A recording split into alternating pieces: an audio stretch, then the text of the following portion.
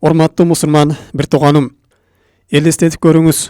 Эгерде бул дүйнөдө бир 10 метр жерге от жагып, анан ошол жерден 2 адам өтө турган болсо, биринчиси жөө басып, жөрмөлөп өтө турган болсо, экинчиси чагылгандай тездикте өтүп кете турган болсо, ошол оттун ысыгына кимиси көбүрөөк күйөт? Биринчи өткөн адамбы же экинчи өткөн адамбы? Албетте ошол жерде жөрмөлөп өткөн адам ошол жерге отко күйөт. Ошол жерде чыдамсыздык менен бир азапка душар болот. Ал эми чагылгандай тез өткөн адам ал оттун азабын сезбейт, мына ушундай болот. Мына ошол сыяктуу эле Сирот көпүрөсүнөн дагы адамдар мына ушундай даражада өтөт. Кээ бирлери өтө чагылгандай тездикте өтөт. Кээ бирлери ал жерден сүдүрөлүп, ал жерден асылып, жөрмөлөп өтөт. Бул акыреттеги дозоктун үстүнө тартылган Сирот көпүрөсү. Анын астында дозок аябай кызытылган. Пайгамбар саллаллаху алейхи вассалам айткан: "Нарукум жузу мин сабиина жузан мин нари жаханнам." Силердин отуңар дейт.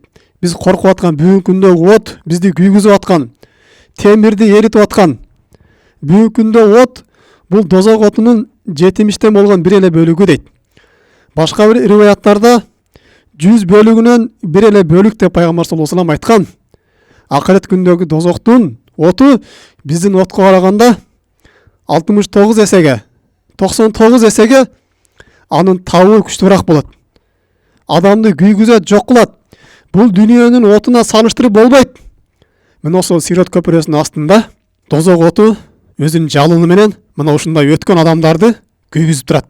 Ал жерден тез өткөн адамдар бул амалдарына жараша болот. Дозоктон сиздин тез өтүүңүз же дозоктон сиздин секин жөрмөлөп басып өтүүңүздүн даражасын сиздин жасаган амалыңыз чектеп берет. Сиздин амалыңыз бул эртең кыямат күнү сиздин ошол Сироттон өтө турган нерсеге бензин болуп берет. Сиздин бензиниңиз кайсы жерге чейин жетет? Кайсы даражада тездикти алып өтүп алат? Мына ушунун баары жасаган солих амалдарга каралат. Бул Сирот көпүрөсүнүн аралыгы алымдар эскергендей, Фудайл ибн Ияд айтат, анын аралыгы дейт 15 миңдик жол дейт. Элестетип көрүңүз, 15 миңдик жолду өтүп атканда адам басып өтө турган болсо, же жөрмөлөп өтө турган болсо, кандай каттуу азапка душар болот. Астынан от күйгүзүп жаткан болсо, жанында тикендери аймалап сайып аткан болсо, өтө кыйынчылык күн. Ал эми сизди ошол Сироттон тезирээк өткөрүүгө себепчи боло турган бул амалдар болот. Адамдар амалдардын даражасына жараша тездикте өтөт. Пайгамбар саллаллаху алейхи вассалам айтат: "Яридун нас ва нар." Адамдар Сирот көпүрөсүнө келет. "Сумма ястуруна минха би амалихим." Кийин жасаган амалдарына жараша анын үстүнөн өтүшөт дейт. Башка бир риваятында тажри бихим амалухум дейт. Алардын жасаган амалдары дозоктон алып өтөт. Кээ бирлери каламхил барук дейт. Чагылгандай тездикте өтөт. Көздү ачып жумгу чейин өтүп кетет. Кээ бирлери каррих шамал сыяктуу тездикте өтөт. Кээ бирлери кал хадрул фарас аттын чуркагандай тездигинде. Кээ бирлери карокибул фирхлихи аттын басканындай дейт. Кээ бирлери кашадр рожул киши чуркагандай дейт. Кээ бирлери камашихи, кээ бирлери ал дозоктон өткөн кезде кишинин баскандай тездикте өтөт. Кээ бирлери илля захфан дейт. Жөрмөлөп өтүшөт дейт. Тизелеп, чөгөлөп, жөрмөлөп зорго өтүшөт дейт. Ошо дозоктун үстүнө дейт. Бунун баары эмнеден болот, урматтуу мусулман бир тууганым? Дозоктун үстүндөгү Сироттон өтүүнүн тездигин сизге көбөйтүп бере тургандагы, ал жерде тездикти азайтып бере тургандагы бул жасаган солих амалдар экен. Киши өзү күчү менен чуркап өтө албайт. Бул дүйнөдө канчалык кыйын болгон болсо дагы, канчалык спорттун чебер болсо дагы, бирок Сиротко барган кезде ага күч кубат бере турган, аны алып өтө турган жалаң жасаган амалдар гана болуп калат. Мына ошондуктан ал бул дүйнөдө жакшы амалдарды көп кылган болсо, жакшы амалдарга жарышкан болсо, кандай сооп табалы көрө турган болсо, ошону жарышып кечиктирбестен аткара турган болсо, күнөөлөрүнөн тооба кыла турган болсо кечиктирбестен, фарыздарга кошо нафилдерди, мустахабтарды чоң аткарып жүргөн болсо, күнөөлөрдүн чоңунан дагы, кичинесинен дагы, макрунан дагы тыйылып жүргөн болсо, мына ушул адамдар кыямат күнүндө чагылгандай тездикте өтүшөт. Ал эми бул дүйнөдө намазын окубай, зекетін бербей, ага кошумча күнөөлөр жасап жүргөн болсо, бул адамдар дозоктон жөрмөлөп өтөт. Дозоктун азабын тартып өтөт. Сират көпүрөсүнүн үстүндө астынан дозоктун жалыны улуп турат. Биз жанагы айтканда ушундай катуу таптап урат. Элестетип көрүңүз. Ушундай оор кырдаал болот. Оор абал болот.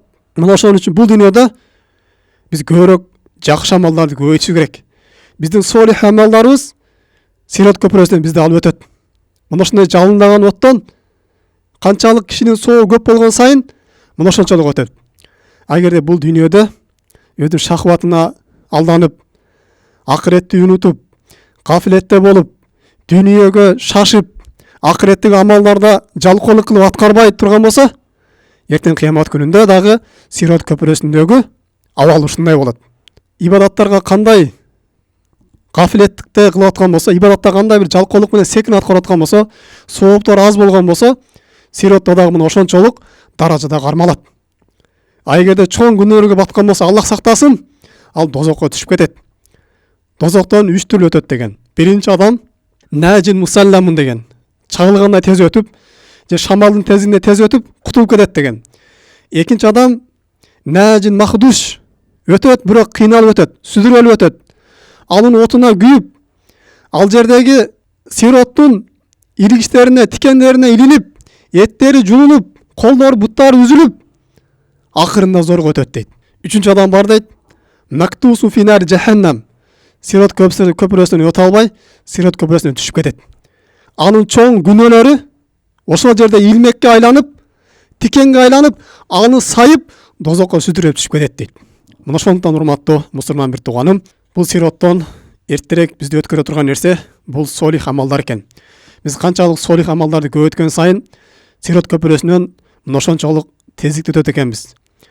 Ал эми амалдарга жалкоолук кыла турган болсок, намаздарга жалкоолук кыла турган болсок, күнөө иштерин тооба кылууга жалкоолук кыла турган болсок, бирөөлөргө кайрымдуулук кылууда, жакшылык кылууда, жетимдерге, жесирлерге жардам берүүдө жалкоолук кыла турган болсок, шариятта арам адалга маани бербей турган болсок, эртең Сират көпүрөсүндө мына ошончолук даражада отко какталабыз. Мына ошончолук даражада ошол жердеги тикендерге оюлабыз. Аллах Таала баарыбызды мындан куткарган болсун. Эми дозоктон тездикте өткөрүүчү амалдар бар. Жана ошондой эле бул Сират көпүрөсүнөн өткөрүп кое турган амалдар бар. Биз ошол амалдарды аткара турган болсок, Аллах Таала бизди ушул жерден аман эсен өткөрөт. Бул пайгамбар саллаллаху алейхи ва саллямдан келген хадистердин кээ-бирин токтолуп өтөбүз.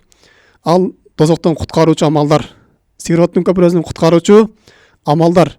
Ал жерден куткарып, инсанды бейишке киргизип коюучу амалдар туурасында келебиз. Эң алгачкысы эле ал-иману биллахи дейт. Аллах Таалага иман келтириштик, ва садака, садака кылыштык, вал амру бил маруф ва нахи ан мункар, жакшылыкка буйруу, жамандыктан кайтаруу. Вал ианату ахрак, жана жумушсуз адамдарга, колунан иш келбеген адамдарга жардам берүү. Вал мазлум, жана зулум чеккен адамдарга жардам берүү. Вал каффул аза, жана бирөөлөргө өзүнүн зыянын келтирбештик, зыянын тийгизбештик. Мына ушул амалдар. Абу Зар радиаллаху анху айтат: "Саалту Расулуллах саллаллаху алейхи ва саллям, мен пайгамбарыбыз саллаллаху алейхи ва саллям сурадым. Маза юнжил абда минан нар. Пендени дозоктон кайсыл амалдар куткарып калат деп мен сурадым" дейт. Сират көпүрөсүнөн, дозоктун азабынан кайсыл амалдар бизди сактап калат, куткарат деп пайгамбарыбыздан сурадым дейт. Пайгамбарыбыз айтты: "Ал-иману биллах", Аллах Таалага иман келтириштик деди. Эң алгачкы эле куткаруучу амал бул Аллах Таалага иман келтириш керек экен. Аллах Таалага иман келтириштик, мусулман болуштук, бул инсандын түгөлүк дозоктогу алып кетүүнөн куткарат. Аллах Таалага иман келтирүү бул Аллах Тааланын таухидине берилиштик, Аллахты жалгыз деп билиштик, Аллахка эч нерсени шерик кошпоштук, жалгыз өзүнө сыйыныштык. Аллах Таала кандай буйруган болсо, анын пайгамбары кандай көргөзгөн болсо, мына ошондой тааныштык.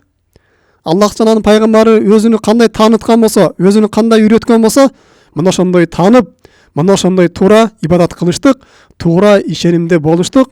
Бул эң биринчи дозоктон куткаруучу амал экен. Кийин Абу Зар айтат: "Я наби Аллах, ма алиман амал?" Я Расулаллах, иман менен чогуу дагы амалдар барбы дейт. Же иманы келтирип койсо эле болду, ошо жетиштүү дегенде пайгамбар саллаллаху алейхи ва саллям дагы сөзүн улайт. Демек Аллах Тааланын бар экенин иман келтирдим, Аллах Тааланы тааныдым, Аллахка жалгыз сыйынам деп туруп эле чектелип калбастан ибадат дагы кылыш керек экен. Анын буйруктарын дагы аткарыш керек. Аллах Таалага иман келтирүүдөн Аллахтын буйруктарын аткарып, тыюуларынан тыйылыштык, анын пайгамбарына жетиштик, анын пайгамбарына күнөөкөр болбоштук, бул Аллах Таалага иман келтирүүдөн. Ал эми кимде Аллах Таалага иман келтирип, бирок буйруктарына моюн сунбай турган болсо, тыюуларынан тыйылбай турган болсо, анын иманы толук болбойт. Аны толук тозоктон куткарууга бул жетиштүү болбойт. Иман келтирип чоң күнөөлөр бата турган болсо, ошол күнөөлөрүнө жараша дозокко түшүп азабын чегип калат. Ошону сурап атат. Иман өз жетиштүү же дагы амалдагы барбы дегенде Пайгамбар саллаллаху алейхи ва саллям өзүнүн сөзүн улап, ан тардаха мимма хавалакаллах ва тардаха мимма разакакаллах. Аллах Таала сага мүлк кылып берген, сага рызык кылып берген нерседен башкаларга садакага бериш деген дейт. Жетимдерге, жесирлерге, кыйналган үй бүлөлөргө, муктаждарга кайрымдуулук кылып, аларга каралаш туруштугуң мына ушул дагы сенин тозоктон куткаруучу амал дейт. Абу Зар өзү ушундай кедей сахабалардан болгондуктан Пайгамбар саллаллаху алейхи ва саллямдан дагы сөзүн улап сурайт. Култу я наби Аллах, фа ин кана факиран ла яджид ма ярдоху. Я Расул, эгерде адам кедей болуп, жетимдерге, жесирлерге садака бергени ал жетпей турган болсочу, анда эмне кылат дегенде Пайгамбар саллаллаху алейхи ва саллям я'муру бил ма'руф ва янха анил мункар. Анда адамдарга жакшылыкты үйрөтүп, жамандыктан кайтарат дейт. Адамдарды Аллах Тааланын динине чакырат. Аларга садаканын фазилетин үйрөтөт. Аларга күнөө иштерди баяндайт. Адамдарга жакшы иштерди таратат, жакшы маалыматтарды үйрөтөт дейт. Пайгамбар саллаллаху алейхи ва саллям мына ушул нерсени айтат. Култу ин кана ла ястатиу ан я'мура бил ма'руф ва янха анил мункар. Я Расулаллах, эгерде жакшылыкка буйруп жамандыктан кайтарууда колунан келбей турган болсо, анда эмне кылат дегенде Пайгамбарыбыз фалюин ахрак. Анда ал ошол колуна жумуш келбеген адамдарга жардам берсин дейт. Аларга башка адамдар дагы жардам бербейт. Аларга эч ким кайрымдуулук кылбайт. Аларга эч ким бир иш, өнөр үйрөтпөйт. Ошого барып, ага жардам берип, ага бир иш, өнөр үйрөтсүн дейт. Анан дагы Абу Зар сөзүн улап, Култи я Расулаллах, аравайт ин кана ла юхсину ан ясна. Я Расул, эгерде башка бирөөгө бир жумуш үйрөтүп коюу да колунан келбей турган болсо, башкага жардам берип коюш да колунан келбей турган болсо, анда эмне кылат дегенде фалюин мазлуман. Залым адамдан, зулум чегип жаткан адамга жардам берип койсун дейт. Өзүнүн иштерин бүтүрө албай, өзүнүн мүлкүн бирөөгө алдырып, өзүнүн кандай бир нерсесинен алданып, зулум чегип калган болсо, ошол адамга жардам берип койсун дейт. Култи я наби Аллах, аравайт ин кана дуифан ла ястатиу ан ю'ина мазлуман. Я Расулаллах, эгерде ошол мазлум адамга да жардам берүүгө алсыз болсо, анда эмне кылат дегенде Пайгамбар саллаллаху алейхи ва саллям ма туридан татрука ли сахибига мен хайр. Я Абу Зар, сен өз ээңе эч бир жакшылыктын жолун калтырбадың го дейт. Биз жогоруда айткандын эч кимиси колунан келбейт экен да деп. Ана Пайгамбар саллаллаху алейхи ва саллям айтат: ли юмсик азаханин нас. Колунан эч жакшылык келбей турган болсо, анда адамдарга зыян бербесин дейт. Адамдардан өзүнүн зыянын тыйсын дейт. Бирөөгө жакшылык кыла албай турган болсо, бирөөгө садака кыла албай турган болсо, анын жумушуна жардам бере албай турган болсо, мазлумга жардам бере албай турган болсо, адамдар жакшылыкка буйруп жамандыктан кайтара албай турган болсо, анда башкаларга зыян бербесин дейт.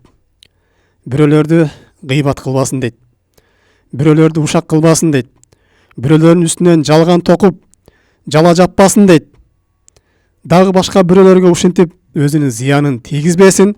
Мына ушул дагы аны тозоктон куткаруучу амал деп Пайгамбар саллаллаху алейхи ва саллям баяндап берип атат. Демек, урматтуу мусулман бир тууганым, биз адамдарга пайдабызды жеткире албай турган болсок, биз адамдарга пайдабызды тийгизе албай турган болсок, анда зыяныбызды жеткирбей турган болсок, бул дагы бизди эртең тозоктон куткаруучу амал экен. Андан кийин Абу Зар дагы: я Расулаллах, аравайта ин фа'ала хаза юдхилухул жанна.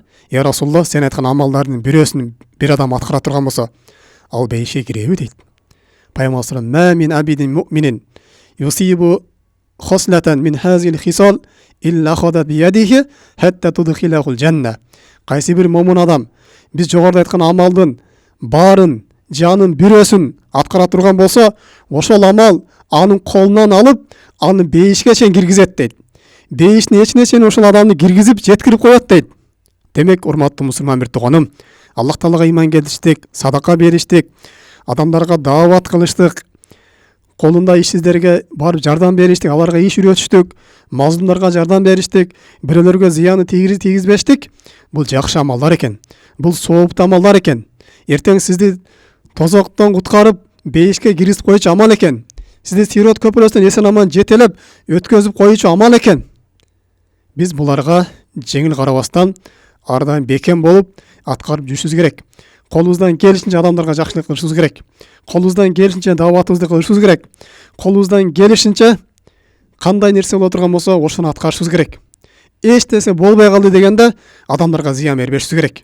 Өзүбүздүн кошунабызга, өзүбүздүн досторубузга же башкаларга жакшы иш кылып аткан болсо, алардын артынан тартып, аларды гыйбат кылып, аларды бирөөлөргө жамандап, өзүбүздүн зыяныбызды алыс кыла турган болсок, мына ушул дагы өтө улуу сооп экен.